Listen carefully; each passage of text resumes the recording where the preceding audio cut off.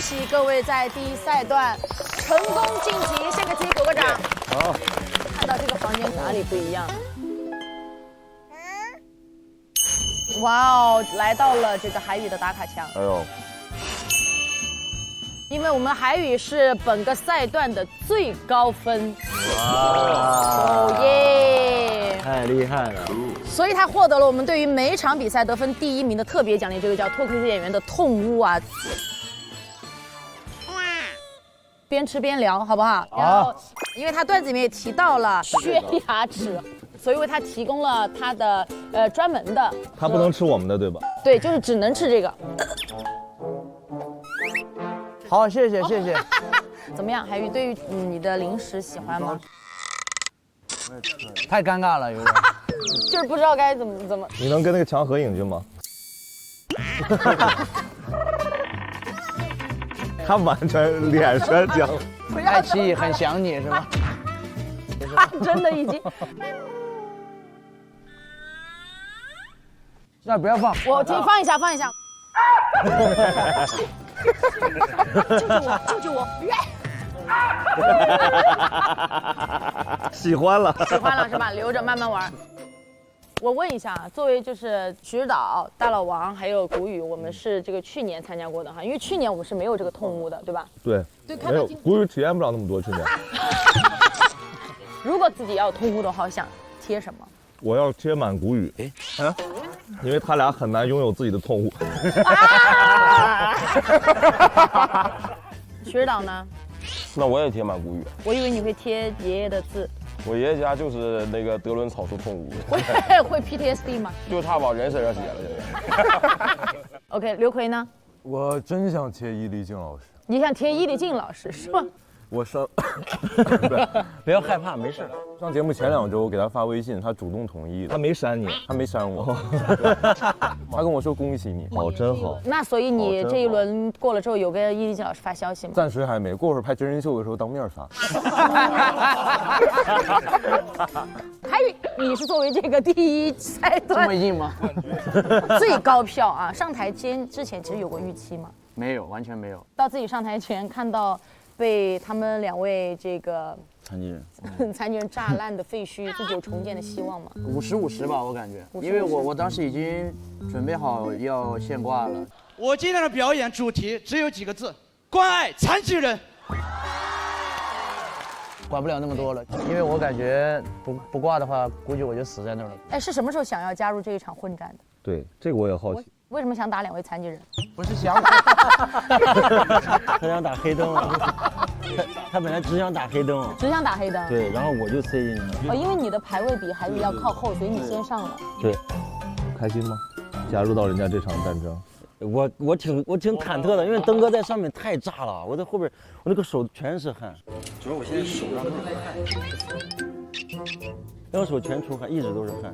但上去之后，我看到观众，整个就放松下来。我甚至觉得他们3个是那一轮就是看着就环环相扣的那种感觉。对，残疾人，打残疾人的人。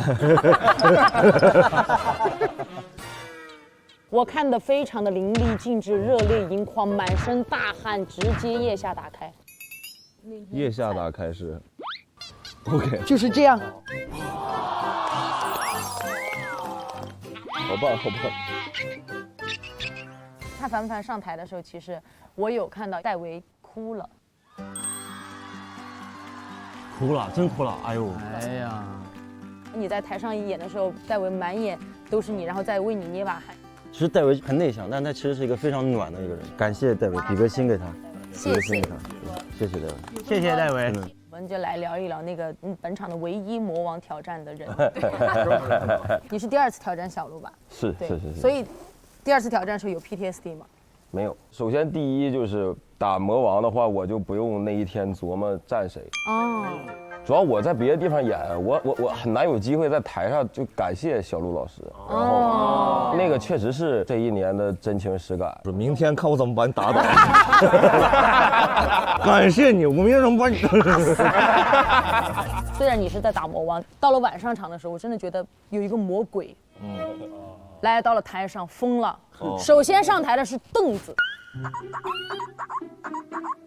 我就觉得没对，以为是个什么特技，结果刘奎上来了。上来的时候没有那么颠的，越演越颠。是。饭撒真的太好笑了。我真的刷到观众 report 说你把汗撒到他们那儿。你们要是喜欢我，这就是我给你们全场的饭撒。我发了条小红书找是哪个人被我撒到的，然后给他们寄周边了就。哎呀，周边是凳子嘛。在台上讲的时候，我真的觉得你已经不管不顾了，特别是鲁豫有约那一场，是在报仇吗？我说对不起，鲁豫有约了，完全无所谓。完全不是，鲁豫老师他很有喜剧精神，每次 cue 他的时候往他那儿看，万一他冷着脸，我可能信任感全崩。他最后站起来的时候嘛，他说幸好我做了那样的选择，不然不会有现在台上的刘奎。我的确是被他淘汰之后，才开始认真琢磨怎么写段子。喜欢我的主持风格吗？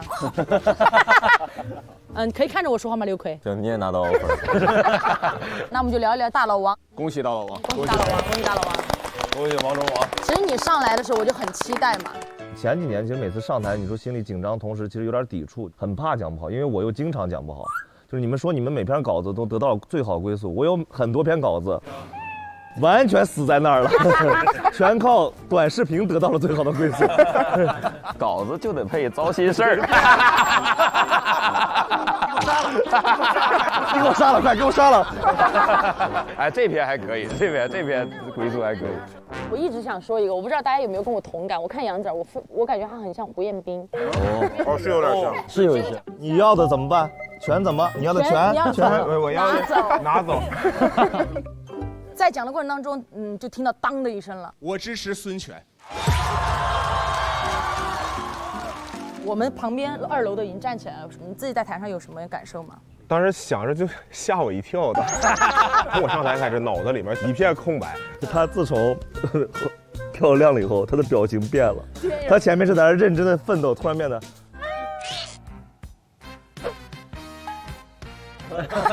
在台上满脸的享受。我跟谢谢说，我这个人有点票压抑了。而且我杨仔在讲的过程当中，我听到我周围的所有演员一直发出一声感叹，一句一个梗啊，一句一个梗，打磨得很好。这个就需要提到徐指导，这是为什么呢？本来这个段子呢是有很多废话的，然后大家一起那个改段子一起创作嘛，然后徐指导也是非常出了名的会删铺垫的。我的稿子完全不敢跟徐指导改，删了没有，什么都没有，铺垫和梗全都没了，本来就没有。为什么？来，然后这个段子其实刚开始创作的时候给徐指导发过一版，他说你这个废话为什么这么多呢？徐指导那个时候还有工作呢，工作的时候拿出了4个小时的时间给我删了一上午。那会儿正时间多，这会儿哪有时间？然后就没有工作了。可见之前废话是多么的多。那嘻哈呢？什么感觉？昨天问我的时候说你有一种什么样的感觉？我说我很想首先跟今年的老演员一起说一声，我说谢谢我们愿意一起回来。还有一个跟今年的新演员说，我说谢谢你们呈现了一个非常好的演出。来到了谷雨181票，这一届排名突飞猛进，最后我看你们也是特别的激动，尤其是郝望周，哭了。哎，我没哭，眼含热泪。你们俩是那种嘴唇微颤。哦，好，哭了。在那装什么呢？哭了。什么感觉？当时就是漫才回来了。对，再有一段时间是大家都知道我们在干什么，然后慢慢演到不知道我们2个在干什么。但今年上去被观众接纳的那一刻，我们的感觉就是漫才回来了，也是感觉就被观众接住了。是，因为我们之前很焦虑，因为去年表现没有很好，然后我们就怕，如果今年再上来之后还是这个情况，会不会就是说可能这个我俩不太适合这个舞台？哎呦！但是今年我们一上来，我们在后场的时候，我们就说不管，咱们就演高兴了，就不是说我们适不适合，我们去享受这个舞台，我们享受这个表演，然后我们一上场会有一个那么一个动作。那2下是对的，我感觉打开了，一下就打开了。因为节目是一个很大的舞台，你这个动作在大舞台上做才是合理的。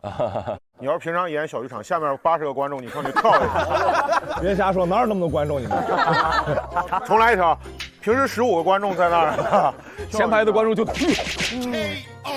真能踹着人。我那时候在想说，不管这场表现的怎么样，这是很难得的一个舞台，我们要在这个舞台上做一些只有在这个舞台上能做的事。我以前也演过漫才，其实那个时候特别不想念我的漫才搭档，想念。我刚开始接触漫才的时候，在 B 站上就搜到过嘻哈老师的漫才，求求了。我也看过，其实我也看过《晴空颠簸》。Hello， 大家好，我是君君，我是嘻哈，是晴空颠簸。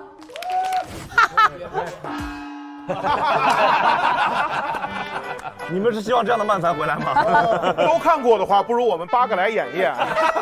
就放过吧！救命！真的。但是我觉得在座各位应该对于那天的呈现，其实大家都是没有遗憾的。但大家心目当中有没有什么遗珠呢？卡卡为什么会卡？这就是他的人生，所以他才叫卡卡。他要改成顺顺呢，就顺位晋级了。卡卡太好笑了，我之前跟他不是很熟。有一天卡卡看着我说：“哎，我跟你说一个事儿啊，有人看了照片说光看脸的话，说我跟卡卡长得像。”太不像了呀！你嘴又不凸。